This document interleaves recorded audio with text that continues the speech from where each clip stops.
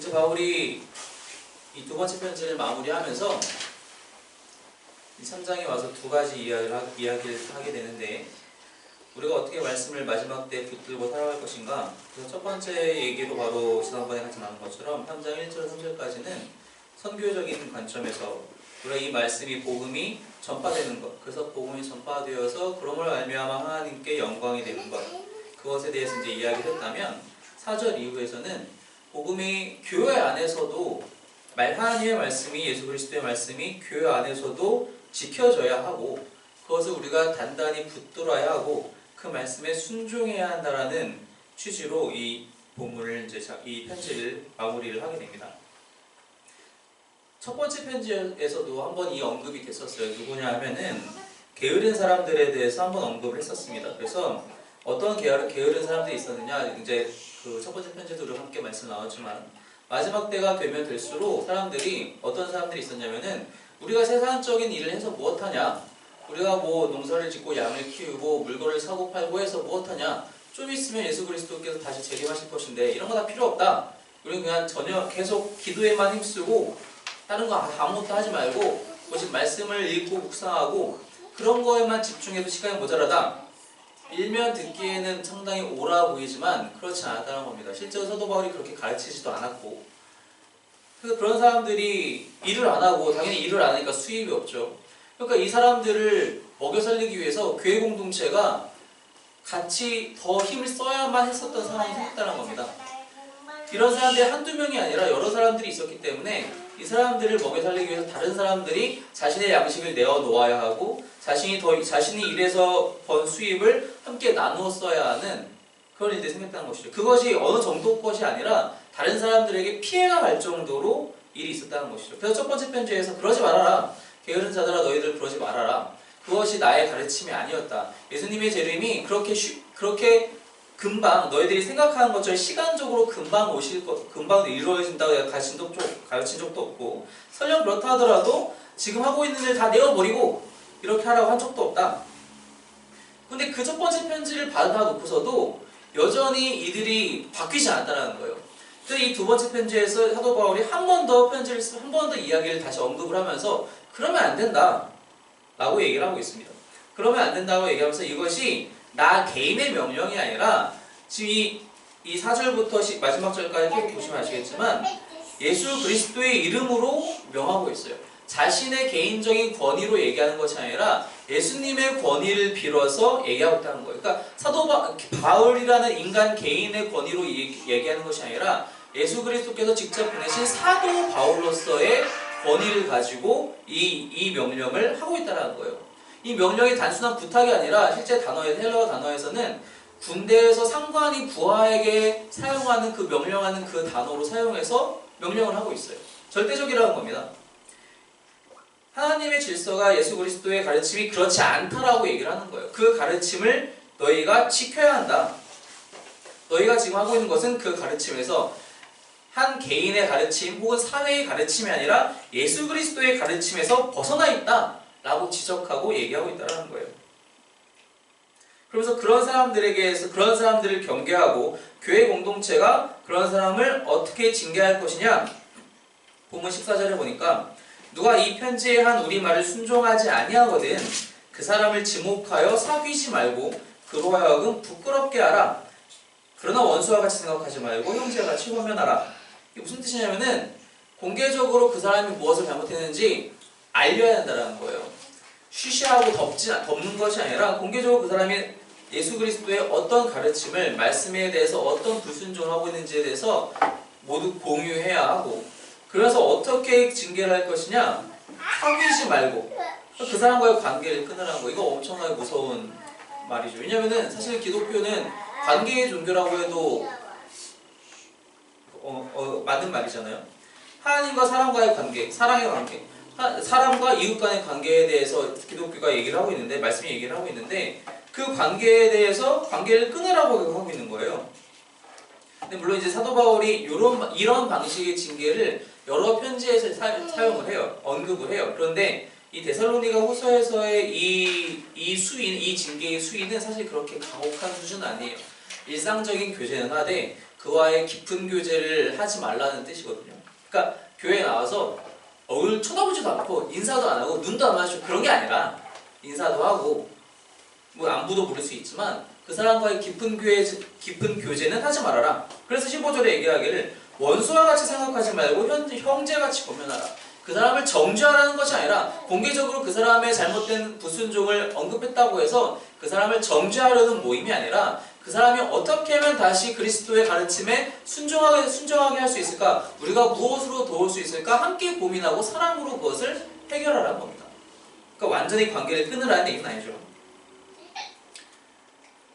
이것을 이제 우리가 21세기에 이것을 읽고 어떻게 받아들일 것인가? 사실 교회 안에서 정말 모든 생업을 내어버리고 내가 오직 교회에 충성하리라. 그러니까 목회자가 아니고 평신도라는 단어를 굳이 쓰자면 성도들 중에서 사실 그러시는 분들이 사실 많지 않아요. 거의 없다고 해도 뭐 그렇죠. 요즘 같은 세대에서는 특별히 더요.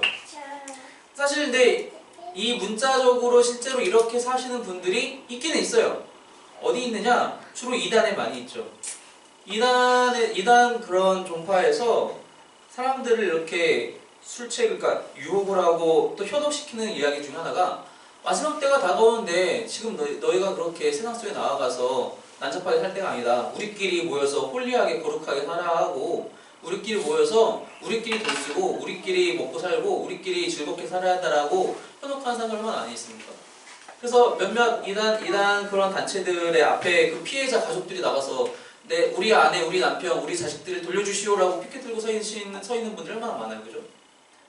예전에 제가 살던 동네 앞에서도 길 건너편에 이제 하나님의 교회 앞에서 그렇게 막 피켓을 하시는 분들이 있었는데 그런 사람들이 있다라는 거예요, 요즘도. 이단 그룹 안에는 이러한 유혹이, 이러한 잘못된 가르침이 아직도 존재하고 실제로 그렇게 살아가는 사람들이 또 있다라는 거예요. 소가 넘어가는 사람이 있다는 얘기죠. 그럼 그런 사람들만 문제냐? 사실 또 그렇진 않아요. 이 부분을 좀 더 확장해서 생각을 하는 무엇이냐면은 당시에 그래서 사람들이 즉 교회 다니지 않는 그러니까 당시에 예수를 믿지 않는 당시에 주변에 있는 사람들이 어떻게 생각했냐면은 이들을 무질서하다고 생각했어요. 야, 쟤네들은 무슨 예수라는 사람 믿는다는데 일도 안 하고 먹고 놀기만 한데 라고 생각했다는 겁니다. 이걸 오늘날로 갖고 와서 생각하면은 교회가 세상의 질서를 무시하고 자기 마음대로 마치 그릇된 선민의식이 있는 것 마냥 행동했을 때 세상 사람들이 그런 사람들을 바라보는 관점이 그렇다는 겁니다. 쟤네들은 법도 무시하고 그래. 실제로 이번에 서초동에 있는 교회에서 도로 조명을 위법하게 했다라고 해서 판결이 났죠, 결국엔. 법 위에 자기가 있게 생각하는 거예요. 그런 것만 문제일까요? 예전에 이런 분들도 간혹 계셨어요. 이제 교회 주변에 주일날 주차할 때가 사실 만만치 않잖아요. 뭐 우리 교회 아예 주차장이 없으니까 이렇게 이제 거의 암묵적 허용이 되는 상황이지만 그렇지 않은 곳에서는 주민들의 신고가 엄청나요. 예전에 대치동에 있던 교회도 주민 신고가 엄청나서 계속 차를 빼야 되고 뭐 티켓을 받으면 또 서로 또 원성이 높아지고 막 그러잖아요. 근데 사실 그러면 안 돼요. 자기가 예배드리러 왔으면은 설령 그게 내 돈에 지출이 있다 하더라도 주차를 해야죠. 불법하게 하면 안 된다고. 그 불법하게 하는 것 자체가 나는 괜찮아. 교회에 왔으니까. 예배드리러 왔으니까 이 정도는 괜찮아라는 것은 우리가 무질서를 묵인하는 거라는 겁니다. 하나님을 알지 못하는 사람들의 그건 무질서에 불과하다는 거예요.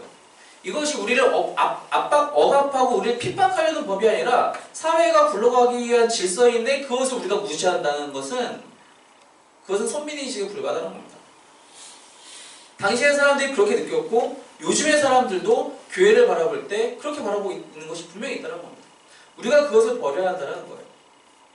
우리가 진짜 그리스도인이라면 사회의 공공의 안전과 이익을 위해서 우리에게 제시되고 있는 질서와 규칙들을 당연히 지켜야 돼요.